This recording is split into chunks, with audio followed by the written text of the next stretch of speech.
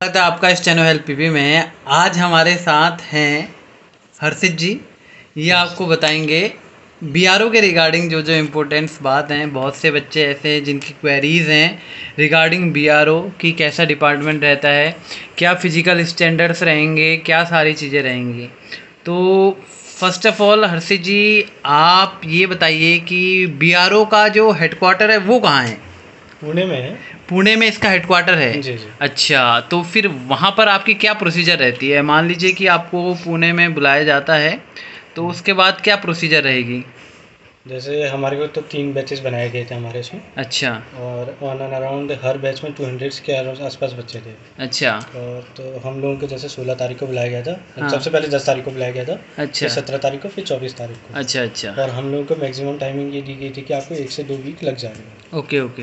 तो मतलब बच्चे 1 वीक का टारगेट लेके आए, जब भी उनको डेट दी जाए तो 1 वीक का वो अपना पूरा सेटअप करके आए। हाँ, मोस्टली 1 वीक या फिर 10 डेज़ का ये 10 डेज़ का लेके आएंगे। अच्छा, तो डॉक्यूमेंट्स के रिगार्डिंग क्या क्या रहता है कि जो डॉक्यूमेंट्स हैं वो क्या वो आपको बताते हैं कि ये डॉक्यूमेंट्स लेके आए हैं, या फिर कैसे पता चला कि आपको ये डॉक्यूमेंट्स लाने हैं और क्या रहना चाहिए सारी चीज़ें? आपको तो एक मेल आएगा, हाँ। या फिर एक कॉल लेटर टाइप समथिंग आएगा आपको, पोस्ट में आ जाएगा आपका। मेरा तो पोस्ट से बहुत लेट में आया था, उससे पहले मेरे को मेल आ गया था। Okay okay. तो मेल में ही आपको सारी डिस्क्रिप्शन दी गई होती है कि मतलब ये चीज़ें आपको लेके आनी है। तो वही चीज़ें आपको एज इट इज़ लेके जानी होती है। अच्छा। मेनली जैसे इसमें सबसे मेन इंपॉर्टेंट चीज़ होती है अटेस्टेशन फॉर्म। हाँ। उसके साथ आता है आपका 6 कॉपीज़ वगैरह वाला। अच्छा। और बाकी चीज़ें उसमें दी हुई है, जैसे एजुकेशन क्वालिफिकेशन वाला, डोमिसाइल वगैरह, फोटो वगैरह, वो सब चीज़ें बताई गई है उसमें। अच्छा, तो मतलब डॉक्यूमेंट्स के रिलेटेड ऑल द इन्फॉर्मेशन आपको जब भी वो लेटर देंगे उसमें लिखा रहता है कि क्या क्या रहता है। बिल्कुल। ओके। और बहुत से बच्चों का डाउट रहता है कि जो आपका बैंक है वो बैंक अकाउंट कैसा होना चाहिए, उस पर क्या कहेंगे? कुछ बैंक अकाउंट के रिगार्डिंग इंस्ट्रक्शंस हैं कुछ ऐसे?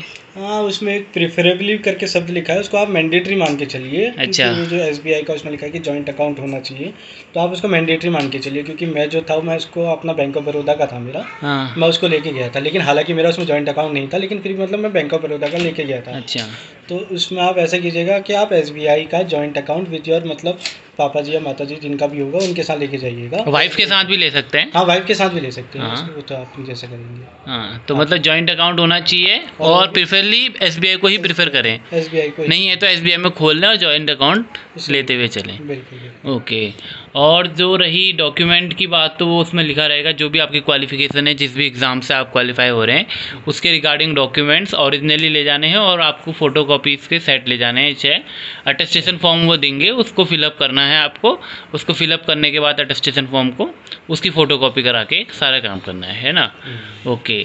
जो नेक्स्ट चीज़ ये रहती है कि वहाँ पर जब आप पहुँचते हैं तो उसके बाद क्या नेक्स्ट डे से ही जो आपको डेट अलॉट करी जाएगी उसमें आपका फिजिकल पहले होगा या मेडिकल पहले हुआ था? आपके साथ क्या हुआ था? हमारा तो फिजिकल पहले हुआ था। Okay okay. उसके बाद आपका डीबी होगा। हाँ। उसके बाद आपका मेडिकल हो जाएगा। ओके। तो ये 3 चीज़ एक दिन लेगी आपका। ठीक ठीक। फिर इसके हिसाब से 1 या 2 दिन लेती है आपका। ओके। तो फिजिकल का जो क्राइटेरिया रहता है उसमें क्या रहता है? मतलब फिजिकल में आपसे नोटिफिकेशन में जो मेंशन है उसी के अकॉर्डिंग सारा गेम करवाते होंगे, जो नोटिफिकेशन में मेंशन है वो चीज़ें आपसे फिजिकल में करवाई जाती होंगी। जी बिल्कुल। ठीक।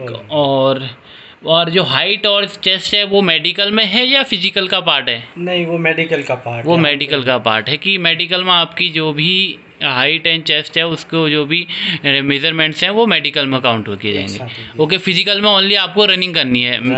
वो भी आपको नेक्स्ट डे मॉर्निंग में जाना होगा आपको। Okay okay. वो रनिंग करनी है। तो रनिंग में क्या मतलब जितना भी बैच होता है सबको एक साथ दौड़ा देते हैं या ग्रुप वाइज कुछ 10 या 20 ऐसे बच्चे को डिवाइड करें? हमारे ग्रुप में जैसे 200 बच्चे थे। Okay okay. On and around उसमें हमारे 60 to 65 के बीच में बच्चे आए हुए थे। ओके। बैच मतलब डिवाइड करा हुआ था कि भीड़ कम हो करके सेपरेटली टाइम स्लॉट करा हुआ था डेट वाइज? 200 बच्चों में से 60 ही बच्चे आए हुए थे, 65 ही बच्चे आए थे। Okay okay. तो वही हमारा उसमें ये था कि हमको मतलब उसमें सुविधा मिल गई थी। 65 बच्चे थे। अब उन बच्चों में भी हमको 3 भागों में बांट दिया था। ओके। तो वो भी मतलब उनका अलग अलग वो बन जाता है कि आप एक साथ नहीं दौड़ाया जाएगा। तो आपको थोड़ा सा कम करके बच्चों को फिर दौड़ाया जाता है। ठीक। तो इसके बाद आपके पास रहता है दूसरा, फिर आपका डीवी होगा, डॉक्यूमेंट वेरीफाई करेंगे, देन आफ्टर आपका मेडिकल की प्रोसेस स्टार्ट हो जाएगी। डीवी में एक चीज़ कहना चाहूँगा, हाँ, कि जो राउंड सील का इशू है, हाँ, उसमें आप राउंड सील ही करिएगा 6 नंबर पेज में। अच्छा, और जो फर्स्ट पेज है वो रेक्टेंगुलर वाली है। अच्छा, मतलब उसमें अटेस्टेशन फॉर्म में एक जगह पे गजेस्टेड ऑफिसर की सील रहती है, राउंड सील को प्रिफरली करें तो राउंड सील होनी चाहिए, कहने का मतलब वहाँ पर राउंड सील होनी चाहिए। राउंड सील होनी चाहिए और वो भी ऑफिस वाली होनी चाहिए। और अगर नहीं रहती तो कहीं कैसे किसी ऑफिसर के पास आप जाएंगे, कैसे कह सकते हैं कि वो राउंड सील देगा देगा, ऐसे तो बहुत मुश्किल है। चलिए ये टॉपिक अलग है, बट दूसरी चीज़ है जो हमारे पास है, आप डॉक्यूमेंट वेरिफिकेशन के बाद जो मेडिकल होता है, मेडिकल में आपके पास कुछ आपने पहले भी टेस्ट कराए थे क्या, यहाँ से घर से कुछ लेके गए थे क्या? वो जो मेडिकल मैं कह रहा हूँ कॉल लेटर में आपको दिया हाँ, होगा, उसमें 3 चीज़ आपको दी होगी। एक तो सीबीसी दिया होगा, ओके, एक ब्लड काउंट वाला कंप्लीट ब्लड काउंट होता है, एक आपका यूरिन टेस्ट होता है और एक और टेस्ट होता है उसमें। वो तीनों चीज़ आपको वहाँ से करते हुए लेके जानी, खुद से करके। ओके, और वो भी एक मतलब वो कहते हैं ना वेरीफाइड आपका वो होना चाहिए, और हॉस्पिटल, हाँ, सरकारी, मतलब सरकारी, हाँ सरकारी से सरकारी वही होना चाहिए आपका। ओके, सरकारी से आपको अपना पूरे कुछ टेस्ट उन्होंने मेंशन करे हैं, उन टेस्ट को कराने के बाद वो कराया जाए। उसमें भी 1 मंथ के अंदर या कुछ लिखा रहता है, वो आपको अटेस्टेशन फॉर्म में सारी डिटेल्स मेंशन रहेंगी कि आपको क्या क्या इंस्ट्रक्शन फॉलो अप करने हैं। ठीक हो गया, ये तो रही बात आपकी पूरे प्रोसीजर की। मेडिकल की अगर हम बात करते हैं तो मेडिकल में उनकी टीमें अलग अलग तरीके से, मेडिकल कैसे स्टार्ट हुआ आपका? सबसे पहले क्या जांच? मेडिकल जो होगा वो उनका स्टाफ ही करेगा, लेकिन ऐसा था नहीं, आर्मी के 2 ऑफिसर्स आए हुए, आर्मी के, दैट्स मीन लोकल, उन्होंने आर्मी का जो भी हेडक्वार्टर होगा वहाँ से उनको बुलाया होगा डॉक्टर्स को। 2 ऑफिसर्स आए थे उनके, ठीक, एक मतलब एक हायर उसकी पोजीशन का था, एक उनका सबऑर्डिनेट था। ठीक, तो जो सबऑर्डिनेट था वो सारी मतलब डॉक्यूमेंट्री वगैरह वर्क कर रहा था, हाँ, और जो हायर वाला था वो मेन चीज़ें कर रहा था, जैसे हाइट किसकी क्या है, हाँ, वो चीज़ें वो कर रहा था। ठीक, और एक और ऑफिसर था जो मेजरमेंट ले रहा था सब चीज़ का। Okay, okay. तो सबसे ज़्यादा बच्चे किस चीज़ में बाहर हो रहे थे आपके उसमें? आइस का भी कुछ रहता है? सबसे ज़्यादा लोग मेरे हिसाब से तो आइज़ में ही निकल रहे थे। अच्छा, फिर उसके बाद आपका फ्लैट फुट की वजह से जा रहा ओके, था। ओके। बाकी नॉकनी का ऐसा कोई मेन इशू नहीं है, नॉकनी आप चल सकते थे, चल जा रही थी मतलब, ओके। तो ये मेडिकल का पूरा प्रोसीजर रहा, सारी चीज़ें रही। अगर मैं आपको मेडिकल का पूरा बताऊं तो स्टार्टिंग से बता सकता हूं कैसे स्टार्ट हुआ था। हाँ, तो हमको ये टाइम दिया गया था कि आप 10:30 बजे पहुंच जाइएगा। ठीक है। उसके बाद सबसे पहले आपका आई टेस्ट हुआ था, ठीक, फिर आपका ईयर टेस्ट हुआ था, हाँ, फिर आपके बाद हाइट, वेट, हाँ, चेस्ट चेक हुई थी, हाँ, फिर बीपी चेक हुआ था। ओके, जिनका बीपी हाई जा रहा था, हमारे इसमें तो 3 चांस दिए थे कि आप दोबारा हाई बीपी चेक करा सकते हो। ठीक, ठीक, बीपी चेक होने के बाद आपको थोड़ी देर बैठा दिया जाता है। ठीक, फिर उसके बाद आपको ज़्यादा कुछ करना नहीं है। उसके बाद आपका हैंड्स चेक करते हैं, नॉकनी वगैरह चेक कर लिया जाता है, और आपकी बॉडी जो पोस्चर है आपका एक प्रॉपर फॉर्म में है या नहीं है, फ्लैट फुट वगैरह सब कुछ चेक कर लेते हैं। फिर उसके बाद आपके प्राइवेट पार्ट जो भी हो रहे हैं वो भी चेक कर लिया जाता है। ठीक। बहुत से बच्चों का डाउट रहता है कि उनके दांत के रिगार्डिंग, क्या दांतों से भी कुछ प्रॉब्लम क्रिएट होती है?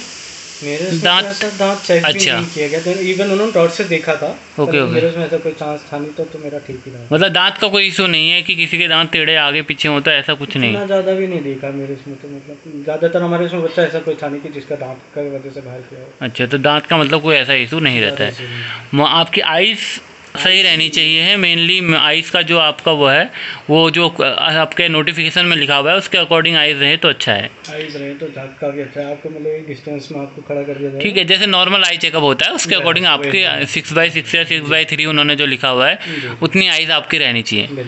ओके, ये तो सारा प्रोसीजर रहा कि कैसे आपका पूरे टेस्ट में सारा प्रोसीजर रहता है इन BRO जब भी आप जाते हैं। अगर मैं बात करूँ तो BRO के बाहर की दुनिया की अगर मैं बात करता हूँ, एक नया बच्चा पुणे जाता है तो किस तरीके से वहाँ सर्वाइव करेगा, क्या उसको क्या एक्सेसिबिलिटी मिल सकती है? अगर हम बात करें तो नियरेस्ट आपका जो रेलवे स्टेशन है वो कितना किलोमीटर पड़ता है पुणे के हेडक्वार्टर से? बहुत कम है, 16 से 17 किलोमीटर के आसपास उसका। 16 to 17, 16, ओके, 16 या 17 किलोमीटर है आपका। ज़्यादा नहीं था, काफ़ी कम था, ठीक था। अच्छा, आप मतलब ट्रैवल आराम से कर सकते थे। तो कनेक्टिविटी क्या अपनी बुक करके जाती हैं या बसेस हैं या कुछ क्या है? रेलवे स्टेशन के लिए तो आपको वहाँ पे एक स्टॉप ही है, थोड़ा जाना पड़ेगा आगे, 200 मीटर के आसपास वहाँ पर स्टॉप है। वहाँ से आपको रेलवे स्टेशन के लिए बस मिल जाएगी आपको। ओके, हर 10-15 मिनट में आ जाती है, बसेस मिल जाती हैं। बसेस से कनेक्टिविटी अच्छी है रेलवे स्टेशन से। लोग ज़्यादा ऐसे ही करते हैं कि रेलवे स्टेशन के आसपास ही रूम ले लेते हैं। ओके, ओके, तो वो ठीक रहता है। वो ज़्यादा प्रिफेबल बच्चे वही कर रहे थे। लेकिन एक वहाँ पे एक वो भी है घर, मतलब एक रूम टाइप का 200 बच्चों का, वो इसी भर्ती के जो बच्चे आते हैं इन्हीं के लिए बनाया जाता है। ओके, तो आप वहाँ भी रह सकते हैं। तो वो कुछ चार्जेस कितना लेते हैं? चार्जेस ऑन एंड अराउंड 200 था, 200 और 150 दोनों, आप जिसको प्रेफर करना चाहें। अच्छा, तो मतलब रहने के लिए अवेलेबिलिटी हो जाती है। और खाने की बात करो तो आसपास खाना तो एक तो आपको होटल जस्ट आपके बाहर ही मिल जाएगा आपको, वही मैं जहाँ पे बस स्टॉप कर रहा हूँ उसके आस BRO के सामने। अच्छा, तो रेट भी मतलब नॉमिनली हैं या कैसे? नॉमिनल है, ऐसा कोई हाई चार्जेस नहीं। अच्छा, तो ठीक है, मतलब काफ़ी अच्छा, ठीक है। बच्चा मतलब अगर बिना किसी प्लानिंग के अगर किसी को होता है और कुछ अगर उसके पास होटल या कैसी व्यवस्था नहीं हो पाती है तो चले जा सकता है। वो कर सकता है, बस आपको ट्रेन में जो आपको पुणे जाना है उसके लिए आपको पहले से प्लानिंग करनी होगी। ओके, तो पुणे के लिए तो वाई फ्लाइट या जहाँ से भी जाएँ जैसा भी आपका वो होगा वो तो आपके ऊपर डिपेंड करता है। तो ये सारी चीज़ें रहीं, तो और कुछ कहना चाहेंगे रिगार्डिंग इसके, रिगार्डिंग आप कुछ कहना चाहेंगे कि क्या क्या करना चाहिए?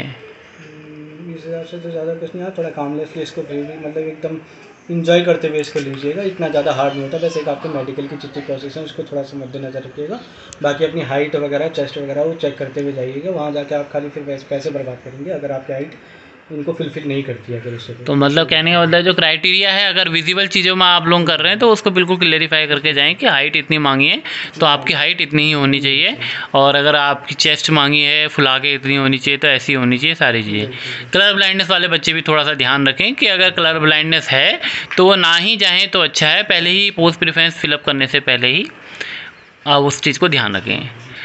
तो ये सब बातें रही BRO के regarding. Thank you so much Harshit ji and all the best for your future. तो हम मिलेंगे एक नई वीडियो में आप सभी से। आप सभी अगर चैनल में नए हैं चैनल को लाइक सब्सक्राइब शेयर कर लीजिएगा। हम ऐसे ही बात करेंगे और नए डिपार्टमेंट्स के बारे में, क्या उनकी पूरी प्रोसीजर रहती है, क्या चीज़ें रहेंगी। तो चैनल में बने रहिएगा। Thank you so much.